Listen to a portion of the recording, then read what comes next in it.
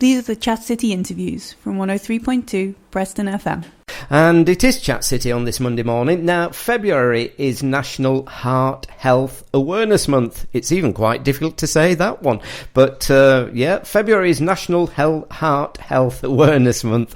Many things come in groups of 7. There are 7 days of the week, 7 colours in the rainbow, and 7 swans are swimming in addition.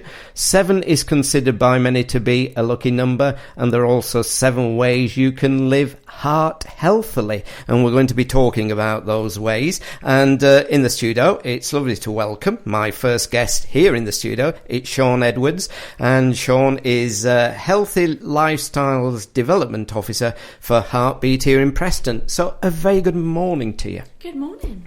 So, Sian, what are some of the ways? I mean, what is the role, first of all, of a Healthy Lifestyles Development Officer?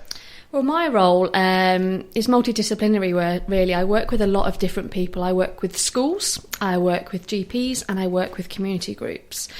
Within schools, I go in and I talk to the children about how to look after their hearts, how to make sure that they stay nice and healthy throughout their lifetime.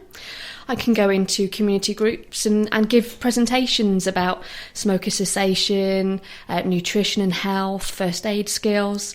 And I also work with GPs on looking and identifying people that have heart problems or who are at risk of heart problems and bringing them into Heartbeat for us to look after. Right. And lots of people, I'm sure, tend to think that heart problems really align to being older in age. But that's not the case, is it? Absolutely not. It's a complete misconception. Everything that we do over our lifetime, habitual things, really mount up over our lifetime and have a detrimental effect on our health. Heart disease, for example, is often thought of as an older person's disease, but actually everything that we do in our childhood mounts up over time, and it's only in our older period of our lifetime those things actually start to come out in terms of our health. So our clogging of our arteries, actually there is evidence to say that happens about 2 to 3 years old and then builds up over our lifetime. So, wow. Yeah. So very much in your formative years, 2 to 3 years of age, and already the clogging is beginning. So we all know about the issues to do with smoking, or we should do now with all the publicity and the things that we now read and we know from research over the years. What are some of the other ways, though, of protecting your heart or to try and keep a healthy heart? There's lots of things we can do, and we always say, small things make a huge, huge difference. It's not about having a complete lifestyle change. It doesn't have to be as scary as that, but little things can really add up to really help our heart. Things like exercise. Try and do some exercise. Try and make time for yourself. Unrealistic targets. So think about things that you can do every day, whether it's a 10-minute walk, a 5-minute walk to start off with. Try not to set yourself a huge goal that you might fail at. So start off with small things and build up. Give up smoking. Like you said, smoking is a huge part of coronary heart disease. We need to try and manage our weight. We also need to make sure that we watch the types of salt that we have on our foods, whether we're adding salt, and just look to see how much salt is within the packet of food that we're having, because salt has a huge effect on blood pressure, which again has problems with our hearts. 5 a day. Try and eat a good variety of fresh fruit and vegetables. If we can't do fresh, what about frozen and dried? Try adding them to our cereals. Try adding fruit to different curries that we might be making, but try and get fruit and vegetables in. Try not to deal with stress in a way of getting too agitated and angry. Let's see if we can, go for a walk off that stress, or is there some kind of relaxation we can do, because stress really has a huge effect again on our heart and can cause problems for us. Drink less. Yeah, alcohol as well has a big problem for us. And really the last thing for me is look at the labels. Labels can be scary to look at, but have a look at them and try and weigh up the best option for you. Grams are usually used, and grams can be confusing. So if you think for 4 grams is 1 teaspoon, teaspoons, we all know what that looks like. So perhaps that's a helpful hint. And that is a problem, isn't it? Is the labels, because I must admit, I love salt, and I've got to be very careful and to look at what I'm eating when it comes to salt, because with processed foods, etc., unless you look at the label and then you're adding salt, you really don't know what intake and what level of salt you're actually consuming. So labels are quite difficult, and I must admit, I think maybe the move towards a traffic lights effect on labelling would help us. What about when you go into schools? I mean, I'm sure children don't really think about the heart or about problems with the heart, so that must be quite interesting when you go to talk to children about their heart. Absolutely. I mean, I go to primary schools and I go to secondary schools all throughout the county, and I get some really good pertinent questions from the children, and a lot of children have experienced it, whether that's through a grandparent or through a parent, so actually get some good questions. But our heart sessions are about, this is what the heart does, this is how it functions, and we really draw upon then our experience of our heart patients at Heartbeat. We can say, these types of people have gone through this and have come out the other end, but also talking to them about, this is what you can do, and perhaps you can tell mum and dad, nan and granddad, whoever, about how to look after your heart. So it's about trying to get that message out further afield than the children as well. And tell us a little also, whilst you're with us, Sian, about Heartbeat, about the agency Heartbeat and about the work that they do. Absolutely. Heartbeat is a charity.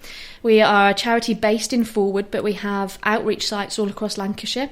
We have worked within the community now for 36 years this year, and our main kind of aim really is to look at preventing cardiovascular disease within Lancashire by offering rehabilitation services to those that have had a heart problem, but also trying to reduce the risk of heart problems by education, by getting out into the community, and by the workshops that we provide. Right. So what kind of workshops are on offer, and what is some of the rehabilitation work then that Heartbeat undertake?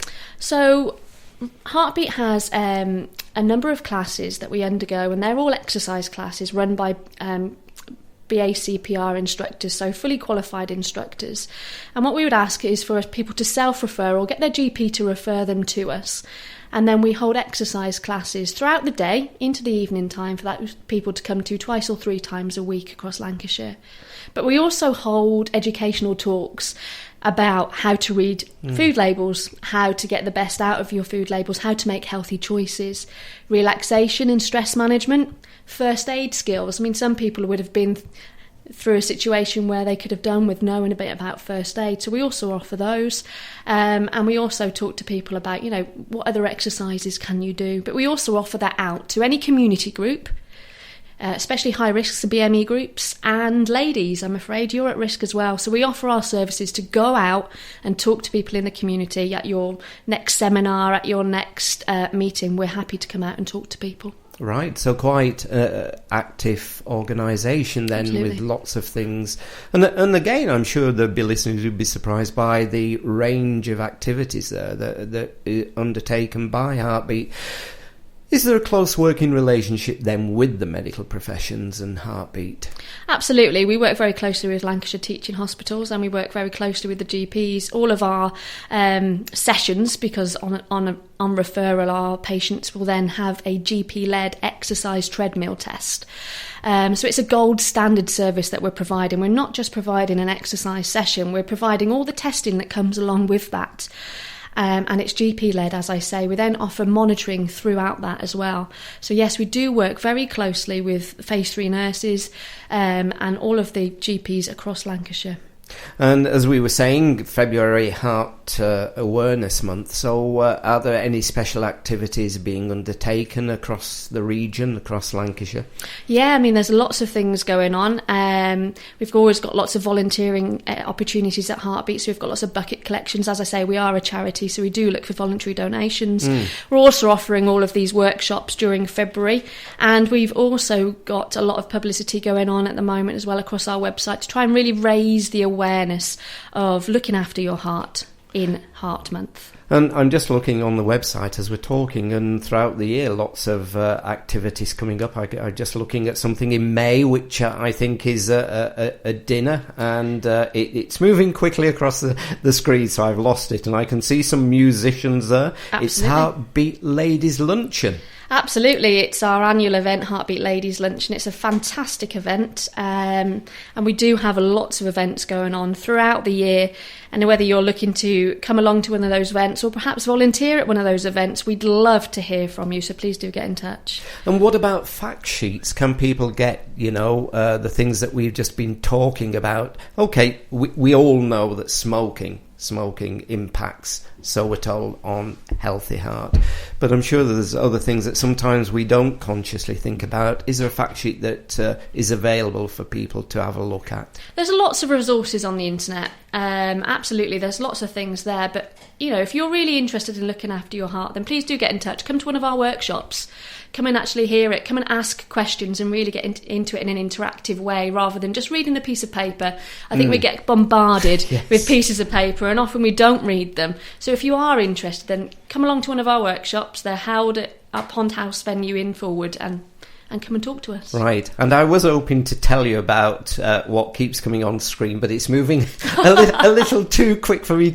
I can see musicians at the theatre in Preston. Absolutely. So I'm not sure what that is. I would love to give the date. I don't know if you've got it there, but I will find the date. Absolutely.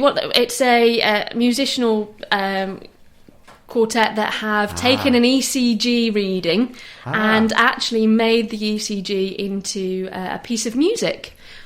Wow, that's which fascinating. Is fantastic. Absolutely fantastic. Something that's different. Right. Yes, I've actually just got it up on screen now, and it's taking place 25th of April at the Playhouse Theatre that we know well here in Preston. So have a look. If you've got news, views or events you'd like to share with us and the Chat City team, why not give us an email? chatcity@preston.fm.